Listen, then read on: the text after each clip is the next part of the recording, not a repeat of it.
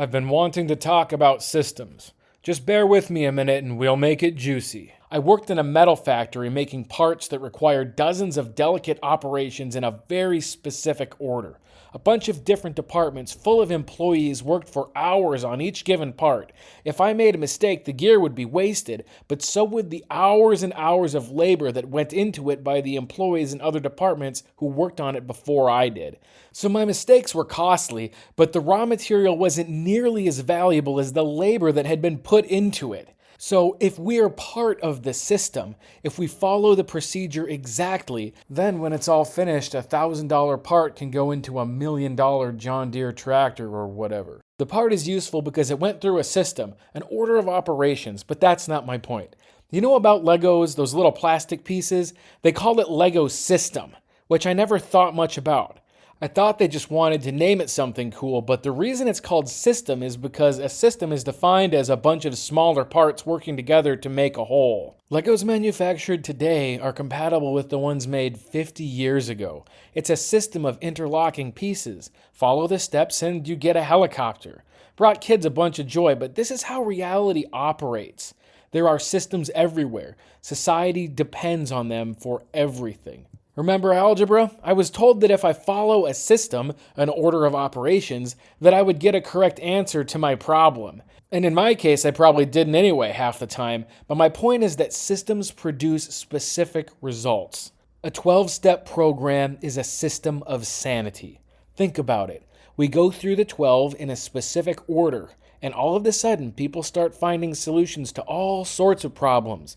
We've got Overeaters Anonymous, Nicotine Anonymous, Sexaholics and Gamblers Anonymous. The proof is in the pudding. I doubt there's an adult on earth who wouldn't benefit from practicing these steps in order. We learn to face our fears and make peace with people from the past, shovel the skeletons out of our closet, and encounter all sorts of new people who provide us with context, with evidence that the system works. We're always introducing ourselves before we speak. Some people think it's goofy, but it's repeat exposure. It's repeat affirmation that there are other people getting it. They portray us on TV, hanging our heads, mourning the good old days, but I'm thankful to be in these meetings because these meetings taught me not to blame. That was man's first mistake. Yeah, Eve ate the apple, but Adam blamed God and Eve, on top of eating it himself as well. He's guilty of like 3 things there. I'm not blaming Adam by saying this. I'm identifying with him. I'm identifying with his tendency to blame and his flawed nature. And some people blame their entire lives, carrying resentment to their deathbeds. Here we learn that there is an alternative to living and dying in blame, and I am very thankful for that. I'm thankful that I've learned how to laugh at myself. Because when we choose this system of accountability, when we admit our wrongs like they talk about in steps 4 and 5, we learn it's not so shameful to have made mistakes. We learn that honesty and courage are what count.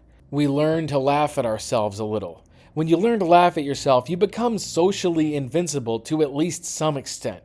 So I'm thankful we are not a glum lot. People can be feisty and reluctant to talk about God, but I challenge you. Look at the people who are finding sanity and better living with these steps.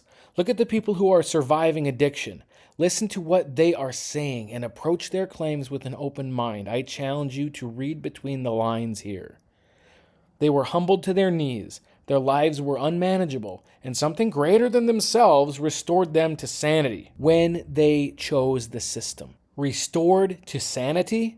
That is the claim, and it sounds to me an awful lot like salvation. If your life isn't unmanageable now, step 1, it will be one day. There are those people who carry their blame and anger all the way to their deathbeds, remember. So I'm thankful I admitted it when I did, and began this journey of accountability. I'm thankful to have been desperate enough to choose the program, the system, so that I could see the importance of letting go my resentment and blame. It's not too late to let go of those things. I challenge you to examine the steps and the results they produce. There are old debates about the divine lawgiver or absolute morality, whether or not right and wrong actually exist or if they're illusionary. But this system of 12-step is powerful testimony. It is the mission of every person to overcome that first mistake in the garden, that temptation to blame. Yes, perhaps blame is instinctual, but the habit can be overcome by continually encountering better thinking. That means reaching out to others one way or another. That's why 12-steppers find meetings particularly useful, because we can reach out on a daily basis, remembering that all we have is today, that daily reprieve of 24 hours to either reach out or shrink down. This is useful information to anyone, not just addicts. The more we do, the more our behavior is reinforced. You can build your thinking with substantial ideas. You can choose sanity on a daily basis. These are options, but the choice is yours. So people are reluctant to talk about God, but my favorite thing about 12-step is that it indicates a proper mode of being, or an optimal mode of conduct, which indicates God. That is very good news. There is a proper way to behave, and a God who wants us to be good. That goes a long way in this troubled world. The fact that there is a system to perpetuate accountability and peacemaking, this 12-step program, is simply baffling to me. That's why I say I'm grateful to be here, and I'm not ashamed of my past anger or past mistakes, because I didn't used to think it mattered. I had myself convinced of all sorts of nonsense. So of course I'm not embarrassed or ashamed. I'm very thankful to be here. Spiritual surrender isn't difficult. What's difficult is the alternative, going through life trying to control every circumstance and every outcome.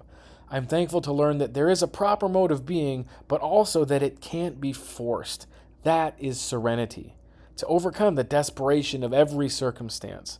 Some people are committed to blame. Others choose humility and begin this system of peace and reconciliation.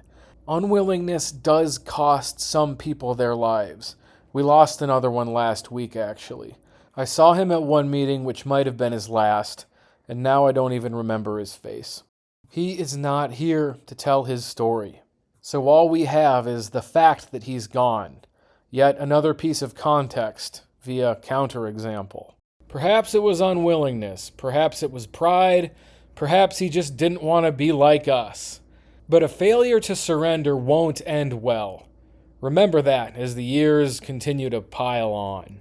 In conclusion, blame and resentment are killers of sanity no matter who you are. But in the context of addiction, that often means an early physical death. I think we can practice these principles and choose routine forgiveness if we want to escape spiritual death. But that is a journey for each of us to take and to choose on our own. Thanks for listening.